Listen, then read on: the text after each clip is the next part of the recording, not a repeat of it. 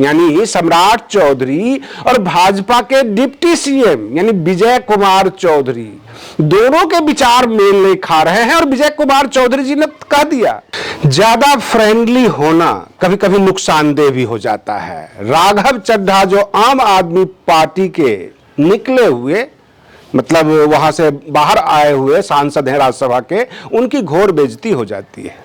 मैं आरडी भारती और आप देख रहे हैं बिहारी सुल्तान।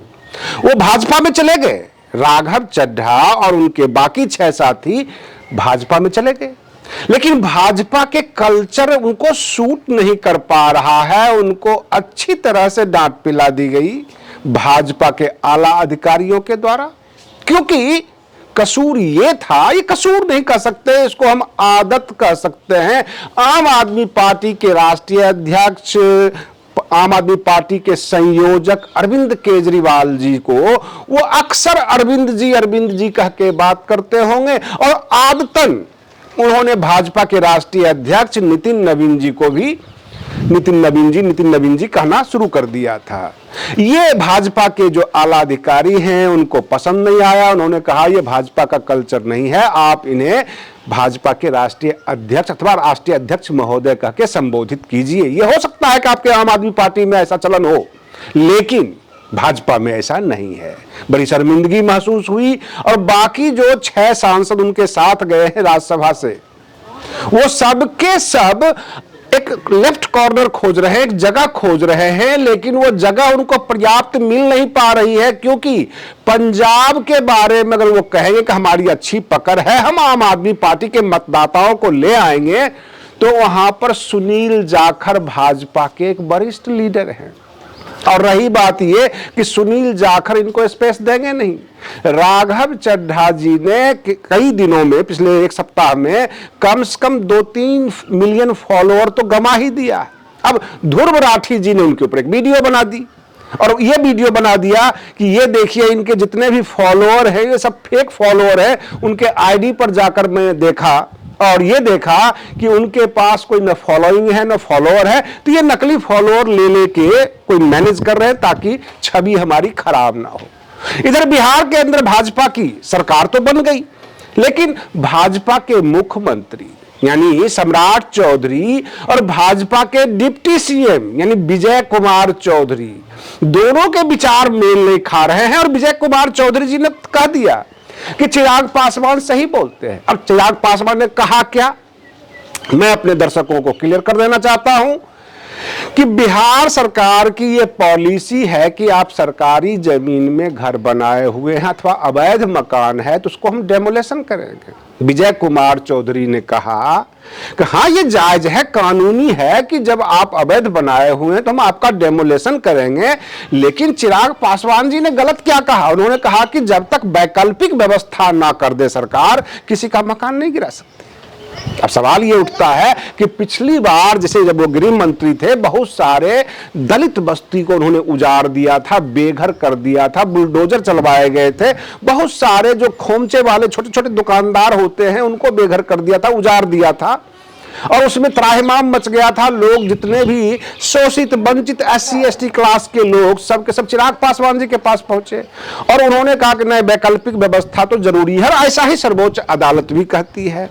प्रश्न ये उठता है कि सर्वोच्च अदालत का फैसला, चिराग पासवान जी की मांग और विजय कुमार चौधरी जी की उस पर मुहर कि हाँ बिल्कुल सही है, क्या सम्राट चौधरी जी को हजम होगा, क्योंकि वो मुख्यमंत्री हैं और कई जगह विचारों की टकराहट हो जाती है। सम्राट चौधरी चाहते हैं एक नया बिहार बनाए, वो बहुत सारा उद्घाटन करते फिर रहे हैं, बार बार कहते हैं हमारे पास पहले टाटा था, बोकारो था, जो आजकल झारखंड में है। बिहार के पास राजस्व वसूली के ना कोई प्लांट है, ना कोई ऐसा व्यवस्था है जहां से राजस्व आ सके।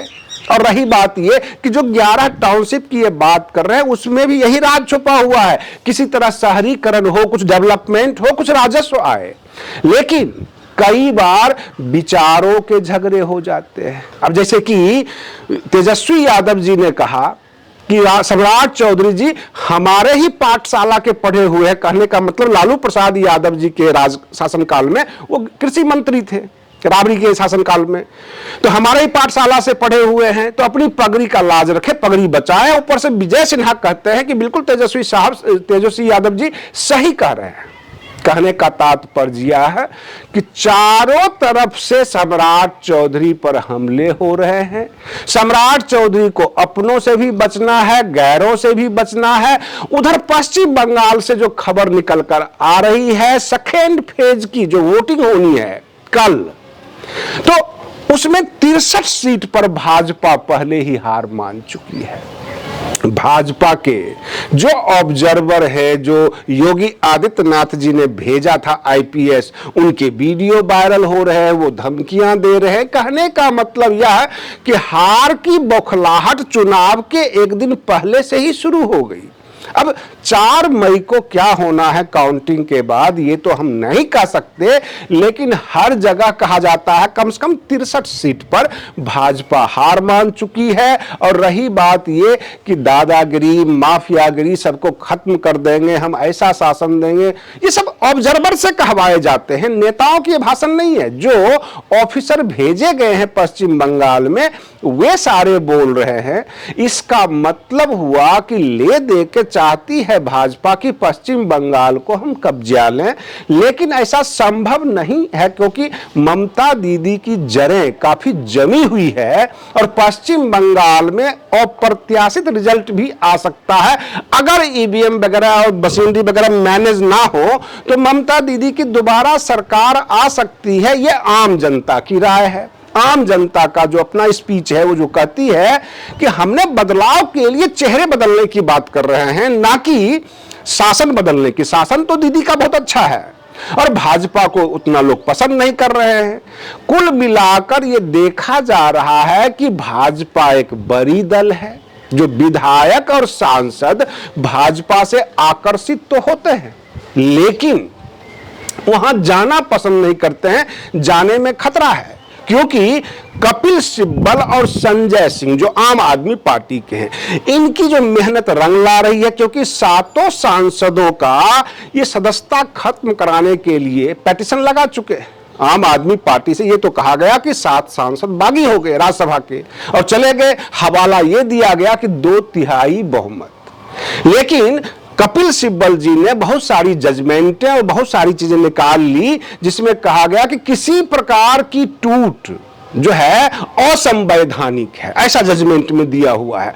और भाजपा के राज्यसभा सांसद जो 10 थे राज्यसभा में, उनकी टूट हुई है, उसमें 7 चले गए। तो किसी प्रकार की टूट अगर असंवैधानिक है तो असंवैधानिक कार्य के ऊपर मुहर कैसे लगाएंगे राज्यसभा के सभापति? तो राज्यसभा के सभापति के सामने आवेदन चली गई, राष्ट्रपति जी के सामने आवेदन चली गई। अब देखना यह है कि ये चुप्पी साध कर बैठे रहते हैं, असंवैधानिक कार्य करते हैं, अथवा 7 सांसदों को निलंबित कर देते हैं। कहने का मतलब सांसदी छीन लेते हैं। ये सारे माहौल पूरे देश में गर्म हो रहा है। और रही बात ये कि राघव चड्ढा ये समझ बैठे कि जिस तरह से सोशल मीडिया पर हमारा फेम बढ़ रहा है, हम फेमस हो रहे हैं हर जगह, राघव चड्ढा के वजह से जो है वो फेमस नहीं हो रहे थे। वो आम आदमी पार्टी के सांसद थे, जनता के हितों की बात करते थे, भाजपा के खिलाफ बोलते थे, इसलिए वो फेमस थे। उनको ये दिग्भ्रमित हो गए कि राघव चड्ढा फेमस हो रहा है, हमारी ब्रांडिंग हो रही है, जनता हमें पसंद कर रही है। और बाकी 6 सांसद भी यही समझ बैठे कि हम फेमस हो रहे हैं, जबकि आप जनता के लिए काम कीजिए और सत्ता के खिलाफ बोलिए, सत्ता में कमियां निकाल कर दिखा दीजिए, तब जनता खुश होती है कि काम का भी व्यक्ति है और शासन सत्ता का खिलाफ भी कर रहा है, ना कि पर्सनल ब्रांडिंग पे। आज के लिए बस इतना ही। आप बने रहिए बिहारी सुल्तान चैनल पर। हम फिर मिलते हैं अगले वीडियो में, तब तक के लिए धन्यवाद।